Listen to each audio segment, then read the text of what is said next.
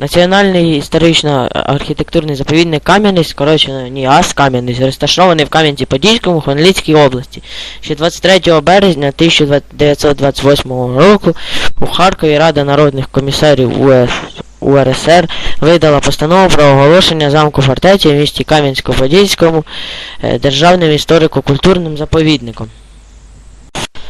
Києво-Печерська лавра – православний монастирський комплекс в Києві, Україна. Один із найбільших християнських центрів святинь країни, визначна пам'ятка історії та архітектури. Належить Українській православній церкві Московського патріархату, заснований 1051 року як печерний монастир за межами Києва.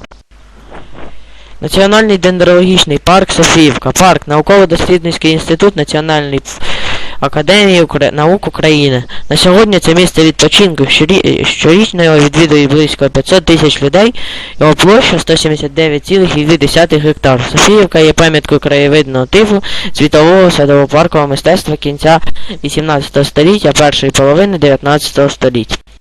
Собор Святої Софії Премудрості Богородиці. Софія Київська або Софійський собор – християнський собор в центрі Києва. Пам'ятка української архітектури та монументального живопису 11-18 століття. Одна з небагатьох уцілілих споруд часів Київської Русі. Херсонес Таврійський, в перекладі з давньогрецької Херсонесос, означає півострів. За середньовіччя Херсон у давньоруських джерелах Корсунь, старогрецьке місто, держава, в південно-західній частині Криму в межах Севастополя. 23 червня 2013 року на 37-й сесії Комітету світової спадщини ЮНЕСКО, що проходила в Камбоджі, Херсонес Таврійський був включений до списку світової спадщини ЮНЕСКО. Хортиця – найбільший острів на Дніпрі, розташований в районі міста Запоріжжя, нижче Дніпровської ГЕС, унікальний та природний історичний комплекс.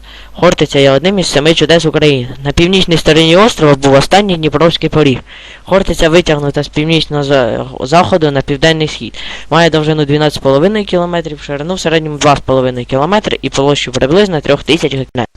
Хотинська фортеця. Фортеця 13-18 століть в місті Хотині на Дністрі, що у Чернівецькій області, Україна. Сьогодні Хотинська фортеця є державним історико-архітектурним заповідником, один з 7 чудес України. Хотинська фортеця веде свій початок від Хотинського форту, що був створений у 10 столітті князем Володимиром Святославичем як одне із порубіжних укріплень південного заходу Русі.